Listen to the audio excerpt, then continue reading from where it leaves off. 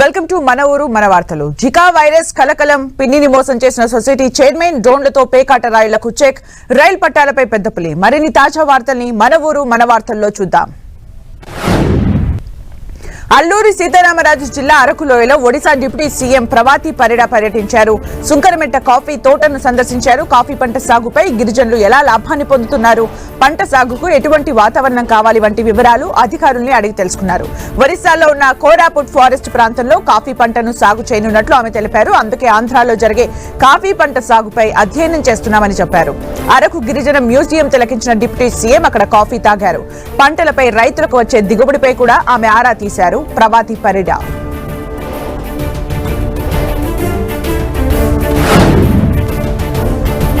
మాజీ ముఖ్యమంత్రి వైఎస్ జగన్మోహన్ రెడ్డి కర్నూలులో పర్యటించారు. వైసీపీ రాష్ట్ర కార్యదర్శి తేర్నేకల్ సురేంద్ర రెడ్డి కుమార్తె వివాహ రిసెప్షన్ వేడుకకు హాజరయ్యారు. వధువరుల్ని ఆశీర్వదించారు. కర్నూలు సమీపంలోని జీఆర్సీ ఫంక్షన్ హాల్లో రిసెప్షన్ వేడుక జరిగింది. ప్రత్యేక హెలికాప్టర్ లో బెంగళూరు నుంచి కర్నూలుకు వచ్చారు జగన్ ను చూసేందుకు కార్యకర్తలు పెద్ద సంఖ్యలో వచ్చారు. వివాహ వేడుకపైకి జగన్ రావడానికి తీవ్ర ఇబ్బంది పడ్డారు. జగన్ తిరిగి వెళ్లే సమయంలో ఆయన అభిమానులు తోసుకున్నారు. మంత్రి కొండా సురేఖ ఫ్యామిలీ మరో వివాదంలో చిక్కుకుంది. వరంగల్లోని వెంకట్రామ జంక్షన్ లోని చారిత్రక ఆజం జాహీ కార్మిక భవన్ ను ఓ వస్త్ర వ్యాపారి నేలమట్టం చేశారు.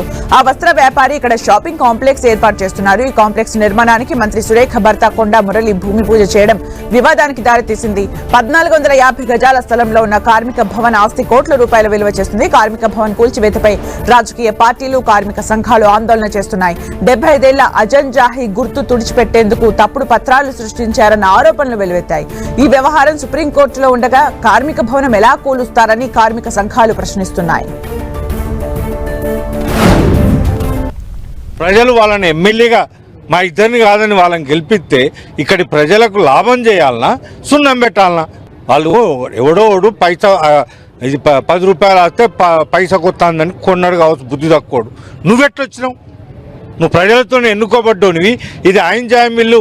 కార్మికులు 75 సంవత్సరాల నుంచి ఇక్కడ ఇల్లు కట్టుకొని సమావేశాలు అన్ని చూసినోనివి. నువ్వు వచ్చి ఎట్లా కొబ్బరికాయ కొడతావు? వాడెవడో పైసా కక్కుర్తిపడ్డా? వీళ్ళెట్లా? మేడ్చల్ జిల్లా పీర్జాదిగూడ మున్సిపల్ కార్పొరేషన్ పరిధిలో అభివృద్ధి కార్యక్రమాల శంకుస్థాపన కార్యక్రమం గందరగోళానికి దారితీసింది. ఈ విషయంలో కాంగ్రెస్, బీఆర్ఎస్ శ్రేణుల మధ్య ఘర్షణ జరిగింది. వివిధ అభివృద్ధి కార్యక్రమాల్లో పాల్గొనేందుకు Medchal MLA Chamakura Mallareddy, Medchal Congress party incharge Thotakura Vajraiah Yadav వచ్చారు. స్థానిక బీఆర్ఎస్ కార్పొరేటర్ ని కొబ్బరికాయ కొట్టనీయలేదని ఆ పార్టీ శ్రేణులు ఆరోపించాయి. దీనిపై ఇరు వర్గాల కార్యకర్తలు వాగ్వాదానికి దిగారు. బాహాబాహికి తలపడ్డారు. మేడ్చల్ జిల్లా పీర్జాదిగూడ మున్సిపల్ కార్పొరేషన్ లో 4 కోట్ల అభివృద్ధి పనులకు శంకుస్థాపన చేశారు. ఎమ్మెల్యే మల్లారెడ్డి 5 ఏళ్లకోసారి ఎన్నికలు వస్తుంటాయని, అధికారం శాశ్వతం కాదని, అభివృద్ధి విషయంలో రాజకీయాలు చేయడం సరికాదని ఎమ్మెల్యే చెప్పారు. ప్రోటోకాల్ పాటిస్తూ అభివృద్ధి పథంలో ముందుకు వెళ్లాలని మాజీ మంత్రి సూచించారు. రూలింగ్ ఉన్నా సరే మనం 5 ఏళ్లకోసారి ఎలక్షన్స్ వస్తాయి. మనం ఎలక్టెడ్ పర్సన్స్, ఎవరిదైనా ప్రోటోకాల్ ప్రకారం అందరం చేసుకుంటే చాలా బాగుంటది. ప్రోటోకాల్ అందరికీ, ఇప్పుడు మేయర్ ఉన్నాడు, డిప్యూటీ మేయర్ ఉన్నాడు, కార్పొరేటర్లు ఉన్నారు, వాళ్ళకి ఇంకో 50 రోజులు అయితే కంప్లీట్ అవుతుంది. బ్రహ్మాండంగా చేస్తారు. వాళ్ళు కూడా పర్ఫెక్ట్ గా అన్ని పనులు కూడా చేసుకోవాలని ఒక తపనతోటి ఉబ్బలాడుతో బాగా చేస్తున్నారు. ఇంకా చేసుకోవాలి. రాజకీయాలు ఎప్పుడు కానీ ఎలక్షన్లు వచ్చినప్పుడే చూసుకోవాలి, కానీ ఈ ఇనాగ్రేషన్స్ అప్పుడు దానికి దీనికి చూస్తే బాగుండదు. ప్రజలల్లో వాళ్ళంతా అబ్జర్వ్ చేస్తూనే ఉంటారు. బీఆర్ఎస్ ఎమ్మెల్యే కోవ లక్ష్మికి సుప్రీంకోర్టులో చుక్కెదురైంది. కొమరం భీం జిల్లా ఆసిఫాబాద్ అసెంబ్లీ ఎన్నికల అఫిడవిట్ లో పలు అంశాలను దాచిపెట్టారని దాఖలైన పిటిషన్ పై సుప్రీంకోర్టు విచారణ జరిగింది. ఎమ్మెల్యే కోవ లక్ష్మికి అత్యున్నత న్యాయస్థానం నోటీసులు జారీ చేసింది. 2023 అసెంబ్లీ ఎన్నికల అఫిడవిట్ లో ఆదాయానికి సంబంధించి ఐటీ రిటర్న్స్ ను ఆమె పొందుపరచలేదని ఆసిఫాబాద్ కాంగ్రెస్ నేత అజ్మీరా శ్యామ్ హైకోర్టును ఆశ్రయించారు. హైకోర్టు పిటిషన్ కొట్టివేయగా నవంబర్ 21న సుప్రీంకోర్టును ఆశ్రయించారు. కోవ లక్ష్మి ఐటీ రిటర్న్స్, ఇతర అంశాలని దాచిపెట్టారని అఫిడవిట్ లో పేర్కొన్నారు. అయితే కోవా లక్ష్మి అఫిడవిట్ లో అన్ని ఆర్థిక అంశాలని ప్రస్తావించారని ఆమె తరపు న్యాయవాది వాదించారు. ఇరు వర్గాల వాదనలు విన్న సుప్రీం ధర్మాసనం ఎమ్మెల్యేకు నోటీసులు జారీ చేసింది. 2023 అసెంబ్లీ ఎన్నికల్లో కోవా లక్ష్మిపై పోటీ చేసిన అజ్మీరా శ్యామ్ నాయక్ ఓటమి పొందారు. నిర్మల్ జిల్లాలోని కడెం ప్రాజెక్టును బీఆర్ఎస్ పార్టీ ఖానాపూర్ నియోజకవర్గ ఇన్ఛార్జ్ బుక్యా జాన్సన్ నాయక్ సందర్శించారు. అనంతరం ఇరిగేషన్ అధికారులను కలిశారు. యాసంగి పంటకు నీటి విడుదలపై స్పష్టతనివ్వాలని ఇరిగేషన్ అధికారులకు వినతి పత్రం అందజేశారు జాన్సన్ నాయక్. విద్యుత్ ఛార్జీలు తగ్గించాలని కోరుతూ ఏలూరులో సిపిఎం నిరసన కార్యక్రమం నిర్వహించింది. పెంచిన విద్యుత్ ఛార్జీలు, ట్రూ అప్ ఛార్జీల తగ్గింపు, స్మార్ట్ మీటర్లు తొలగించకపోతే మరో విద్యుత్ ఉద్యమం తప్పదని సిపిఎం నేత రవి ప్రభుత్వాన్ని హెచ్చరించారు. పవర్పేట రైల్వే స్టేషన్ వద్ద విద్యుత్ బిల్లుల్ని దగ్ధం చేశారు. దానిపై అమెరికాలో కేసు పెట్టిన ఆంధ్రాలో మాత్రం నెత్తిన ఎక్కించుకుని ఊరేగుతున్నారని విమర్శించారు. ప్రజలపై భారం మోపే కేంద్రంతో విద్యుత్ ఒప్పందాన్ని కూటమి ప్రభుత్వం రద్దు చేసుకోవాలని ఆయన డిమాండ్ చేశారు. నెల్లూరు జిల్లా కాలువాయిలోని మండల పరిషత్ కార్యాలయంలో గ్రామాల అభివృద్ధిపై ఏర్పాటు చేసిన శిక్షణ కార్యక్రమం ముగిసింది. రాష్ట్రీయ గ్రామ్ స్వరాజ్ అభియాన్ కింద 2 రోజుల పాటు శిక్షణ కార్యక్రమం నిర్వహించారు. ఈ కార్యక్రమంలో సర్పంచ్లు, పంచాయతీ కార్యదర్శులు, ఏఎన్ఎంలు, డిజిటల్ అసిస్టెంట్లు, ఇంజనీరింగ్ అసిస్టెంట్లు, మహిళా పోలీసులు పాల్గొన్నారు. పంచాయతీల అభివృద్ధికి చేపట్టవలసిన చర్యలపై అవగాహన కల్పించారు.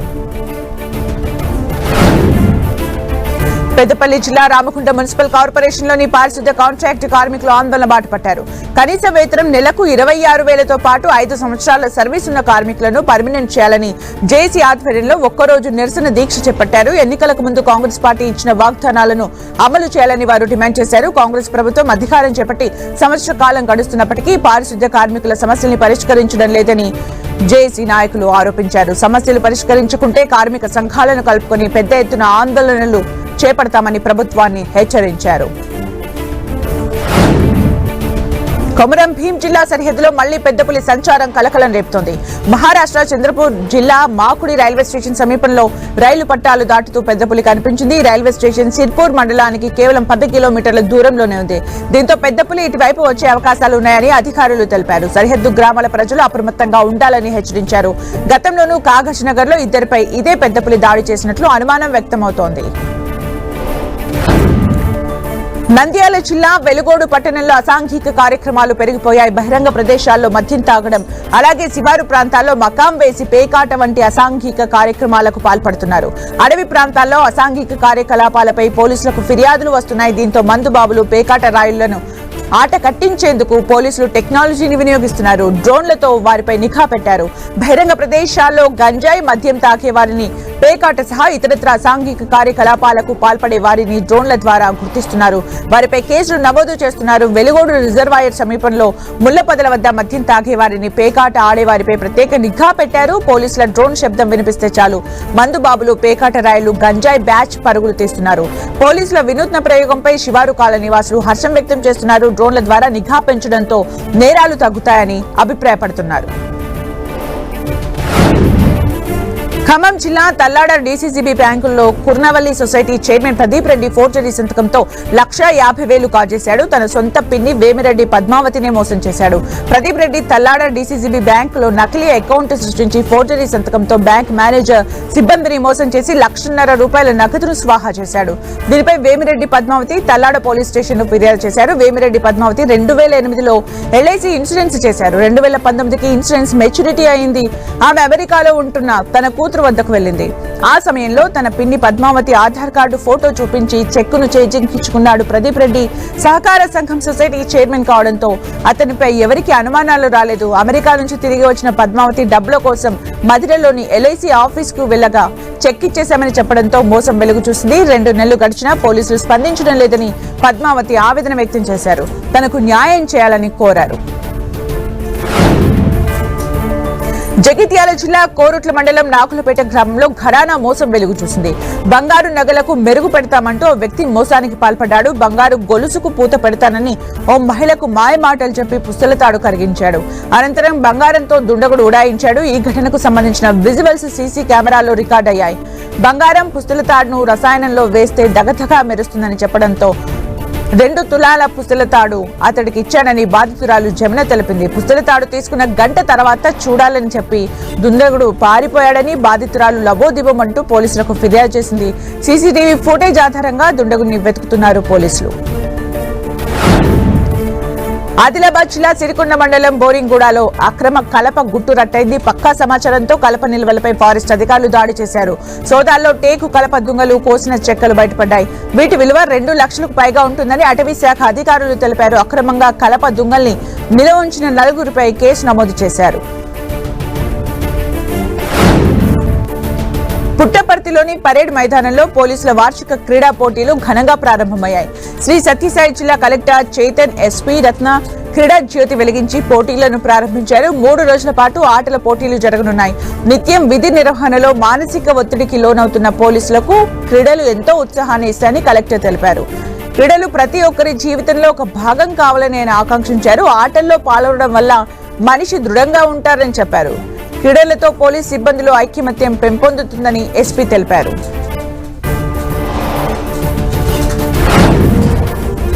డ్రగ్ మహమ్మారిని నిర్మూలించేందుకు సిద్దిపేట జిల్లా మిడిదొడ్డి మండలం కాసులబాద్ గ్రామంలో 2K రన్ నిర్వహించారు. సిద్దిపేట రన్నర్స్ అసోసియేషన్ తోట కమలాకర్ రెడ్డి ఆధ్వర్యంలో గ్రామాల్లో డ్రగ్స్ పై యువతకు అవగాహన కల్పిస్తున్నారు. డ్రగ్స్ పట్టణాల నుంచి గ్రామాలకు విస్తరిస్తుండటంపై నిర్వాహకులు ఆవేదన వ్యక్తం చేశారు. డ్రగ్ తీసుకున్న వారిని కొట్టడం, తిట్టడం చేయొద్దని, ప్రేమతోనే అలవాటు మాన్పించాలని బీఆర్ఎస్ నేత కత్తి కార్తీక్ గౌడ్ సూచించారు. డ్రగ్స్ కు దూరంగా ఉండాలని యువకులతో ప్రతిజ్ఞ చేయించారు. కర్నూలులో హరిహర క్షేత్రంలో బ్రహ్మోత్సవాల ఆహ్వాన కరపత్రాన్ని మాజీ రాజ్యసభ సభ్యులు టీజీ వెంకటేష్ విడుదల చేశారు. స్థానిక సంకల్బాగ్లోని హరిహర క్షేత్రంలో జరిగే వార్షిక బ్రహ్మోత్సవాలను విజయవంతం చేయాలని భక్తుల్ని కోరారు. హరిహర క్షేత్రాన్ని 30 సంవత్సరాల క్రితం నిర్మించామని ఆయన తెలిపారు. అప్పటి నుంచి వెంకటేశ్వర స్వామి శివాలయంలో ఎంతో నియమ నిష్టలతో పద్ధతుల ప్రకారం పూజలు నిర్వహిస్తున్నారన్నారు. గత 19 ఏళ్లుగా శ్రీవారికి బ్రహ్మోత్సవాలను నిర్వహిస్తున్నట్లు టీజీ వెంకటేష్ చెప్పారు. ఇక్కడ ఇద్దరు ఉన్నారు శివకేశవులు, వెంకటేశ్వర స్వామి ఉన్నారు, ఈశ్వరుడు ఉన్నాడు. ఇట్లా అరుదుగా ఇప్పుడుండే పరిస్థితుల్లో అరుదుగా జరుగుతుంటుంది. చాలా చక్కగా అన్ని దేవతలకు ఏమేమి చేయాలో పూజలు, నిత్య పూజలు చేస్తూ, అలాగే నవగ్రహాలు కూడా స్థాపించాము. మరి ఆంజనేయ స్వామి టెంపుల్ని స్థాపించాము. ఇక్కడ ఈ ప్రాంతంలో ఉండే వాళ్ళకు సకల సౌకర్యాలు ఏర్పడే విధంగా ఏర్పాటు చేశాము. విజయవాడ ఇంద్రకీలాద్రిపై భవానీ దీక్షల విరమణ కార్యక్రమాన్ని ఏర్పాట్లు జరుగుతున్నాయి. డిసెంబర్ 21 నుంచి 25 వరకు భవానీ దీక్షల విరమణలు జరగనున్నాయి. వినాయకుడి గుడి నుంచి దుర్గగుడి వరకు ఉన్న క్యూ లైన్లను ఏర్పాటు చేశారు. భక్తులు వచ్చే క్యూ లైన్లు, దుర్గా ఘాట్ వద్ద ఉన్న షవర్లను ఎన్టీఆర్ జిల్లా కలెక్టర్ లక్ష్మీ షా పరిశీలించారు. దీక్షల విరమణల ఏర్పాట్లపై అధికారులకు పలు సూచనలు చేశారు. ఈసారి 60 లక్షల మంది భక్తులు వస్తారని అంచనా వేస్తున్నామని, భక్తుల కోసం ప్రత్యేకంగా కాల్ సెంటర్లు, కమాండ్ కంట్రోల్ రూమ్స్ ఏర్పాటు చేశామని కలెక్టర్ తెలిపారు. భవానీలు ఎంత భక్తితో అమ్మవారిని దర్శించుకుంటారని, వారికి ఎలాంటి అసౌకర్యం కలగకుండా ఏర్పాట్లు చేస్తున్నామని చెప్పారు కలెక్టర్. హైదరాబాద్ బుక్ ఫెయిర్ ఈ నెల 19 నుంచి 29వ తేదీ వరకు ఎన్టీఆర్ స్టేడియంలో నిర్వహించనున్నారు. హైదరాబాద్ బుక్ ఫెయిర్ సొసైటీ ఆధ్వర్యంలో జరగనున్న ఈ పుస్తక ప్రదర్శనను రేపు సాయంత్రం 5 గంటలకు మంత్రులు జూపల్లి కృష్ణారావు, పొన్నం ప్రభాకర్లు ప్రారంభిస్తారు. తెలుగు రాష్ట్రాలతో పాటు దేశవ్యాప్తంగా ఉన్న 210 మందికి పైగా ప్రచురణకర్తలు, డిస్ట్రిబ్యూటర్లు పుస్తకాలను ప్రదర్శించనున్నారు. బుక్ ఫెయిర్ లో సుమారు 350 స్టాళ్లను ఏర్పాటు చేస్తున్నట్లు నిర్వాహకులు తెలిపారు. రాష్ట్ర చలనచిత్ర అభివృద్ధి సంస్థ చైర్మన్ గా వి వెంకట రమణారెడ్డి అలియాస్ దిల్ రాజు పదవి బాధ్యతలు స్వీకరించారు. మాసప్ ట్యాంక్ లోని ఎఫ్డీసీ కార్యాలయంలో వేద పండితుల మంత్రోచ్చరణల మధ్య ఆయన పదవి బాధ్యతలు చేపట్టారు.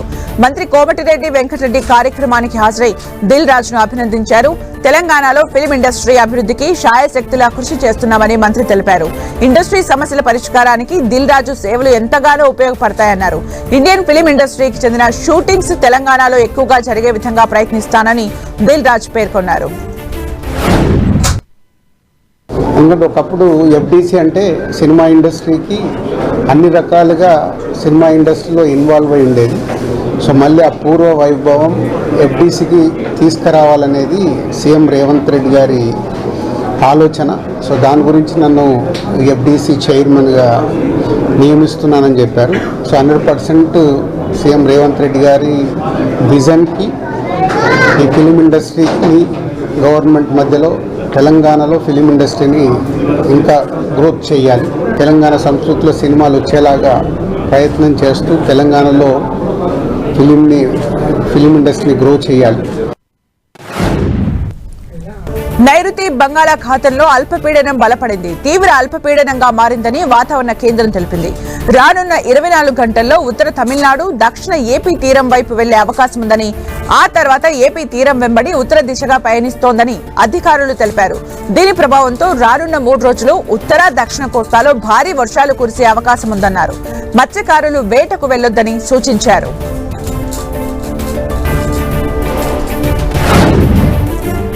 తెలంగాణలో చలి తీవ్రత మరింత పెరుగుతోంది. మరోవైపు బంగాళాఖాతంలో ఏర్పడిన అల్పపీడన ప్రభావంతో పలు చోట్ల వర్షాలు కురిసే అవకాశం ఉందంటున్నారు వాతావరణ శాఖ అధికారులు. దీనికి తోడు చలిగాలులు వీస్తుండటంతో జనం తీవ్ర ఇబ్బందులు పడుతున్నారు. మరో 2 రోజుల పాటు సాధారణ కంటే అత్యల్పంగా 2 నుంచి 4 డిగ్రీలు తక్కువగా ఉష్ణోగ్రతలు నమోదయ్యే అవకాశాలు ఉన్నాయి. చలి తీవ్రత పెరగడంతో ఆదిలాబాద్ జిల్లా బేలలో 5 డిగ్రీల ఉష్ణోగ్రత నమోదైంది. ఆదిలాబాద్ తో పాటు కుమరం భీం, ఆసిఫాబాద్, మంచిర్యాల, నిర్మల్, సంగారెడ్డి, మెదక్ జిల్లాల్లో అక్కడక్కడ శీతల గాలులు వీచే అవకాశం ఉందని వాతావరణ కేంద్రం హెచ్చరించింది. రాష్ట్రంలో చలి తీవ్రత పెరగడం, మరోవైపు అల్పపీడన ప్రభావంతో అత్యల్ప ఉష్ణోగ్రతలు నమోదవుతున్నాయి. ఉదయం, సాయంత్రాల్లో ఇళ్ల నుంచి బయటకు రావాలంటేనే జనం జంకుతున్నారు. ముఖ్యంగా ఇళ్లలో వృద్ధులు, వ్యవసాయ పనులకు వెళ్లే రైతులు, స్కూల్కు వెళ్లే విద్యార్థులు చలికి తట్టుకోలేక తీవ్ర ఇబ్బందులు పడుతున్నారు.